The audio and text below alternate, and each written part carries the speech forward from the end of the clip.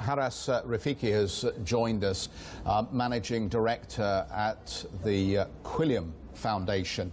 Haras, welcome. One of the questions I think we've been asking is why we have this sudden outbreak of terrorist activity at the beginning of 2015. I mean, obviously, the world just coming to terms with Sydney and what happened in Sydney, and now we have this taking place. Does this indicate a new front or an increase in activity, and why? I think what we've seen over the last 10 years is an evolution of the way that jihadi organisations have been operating, the way that they've been splitting from each other, and the way that they've increasingly been in competition with each other. We've seen ISIL recently operating at the back end of last year a very slick marketing campaign on social media, and also operating as almost like a corporate entity, issuing annual reports on how many tanks they've captured, how many fighters they have, etc., how much funds they have as well.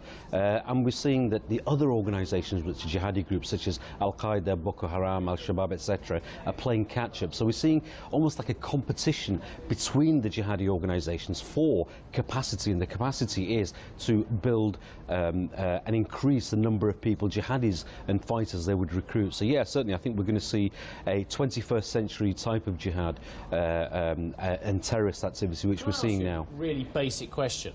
Why are they doing it? I mean, ostensibly this is about religion. This is about different religious aspects of Islam, or extremist elements within that, staking out claims, whether it be a caliphate or whatever it be. But is there something else behind it? We know that many forms of terrorism have existed over the years, and many different causes, whether it be statehood, whether it be financial gain, whether it be for some black market reasons. Well, why are they doing? What is this about at the moment, this extra wave? Ultimately, there's a clear distinction between Islam, the faith, and Islamism, the political ideology. Islamism, the political ideology, wants essentially to set up an Islamist caliphate to basically govern a country or a state under their version of pre-modern medieval Sharia and fiqh. And these guys are trying to instigate what they feel are the past glory days of Islamism and the Islamic rule and the faith, if you like. And these guys feel and believe ultimately that the West and everybody else is at war with Islam, and that the Western countries are preventing them from doing this. Essentially, we are. We're helping countries in the Middle East, like Saudi Arabia, Qatar, etc., to stop them being overrun by these terrorists. So certainly they believe that the West is backing Middle Eastern rulers and want to attack us for that very reason. Also, they feel that it's their duty to actually try and take over what they consider to be an immoral, corrupt Western culture. They have a problem with the way that we would live in a liberal secular democracy. This has got nothing to do with the way that the mainstream and majority of Muslims want to actually live.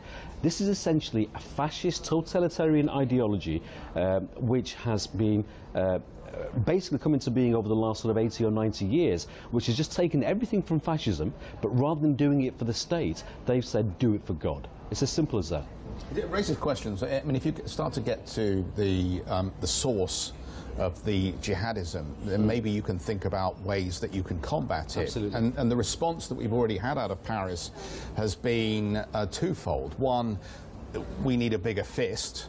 We need to raise spending on security, armament, get more engaged in the Middle East and fight against ISIL. And the other, a more liberal view, that this is a battle really in the suburbs of Paris and other areas where you have large Muslim groups in France, and that it's about hearts and minds. Which, in this case, is the appropriate response, do you think? There have to be two responses. We have to have the harsh end, or the hard end of preventing these type of attacks, and that is the interventions, the arrest, the hard sort of security criminal aspects of responding to these type of individuals.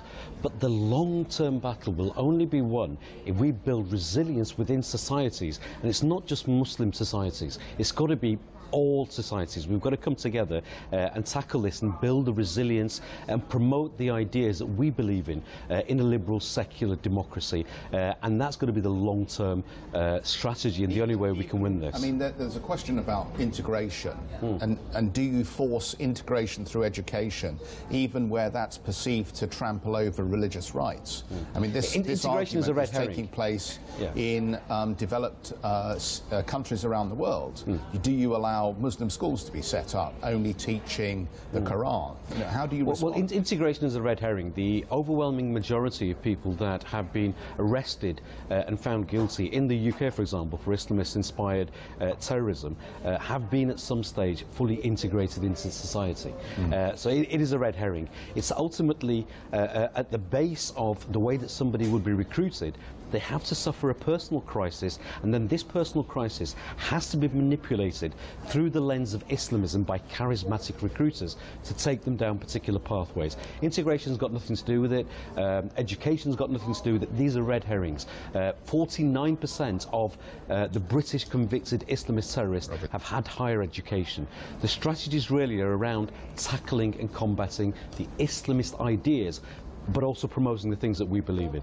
I guess interestingly, how much of that can be done at home in the West, and how much of it has to happen in the Middle East and other parts of the world? I mean, is this a domestic or is this an international issue? And how much are we doing on the international front? That's a very good question. I think that Middle Eastern countries, certainly until recently, have been guilty of promoting Islamism, have been guilty of promoting a Salafi, very narrow, literalist version of Islam. And I think they are now getting to grips with that, but only because they realise that their own positions are under threat.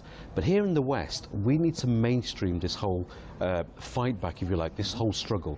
Just as we would react to things like fascism and communism, racism, we need to react in the same way, and it's a role really for all of us. It's mainstream society, it's Muslims, non-Muslims, it's coming together, it's families at home, it's schools, it's everywhere really. It really needs to, we need to take this battle of ideas right to the front line of society. Haras, I'm afraid, Robin, we've run out of time on this, but Haras, thank you for coming in and for the comments. Haras Rafiq, Managing Director at Quilliam Foundation.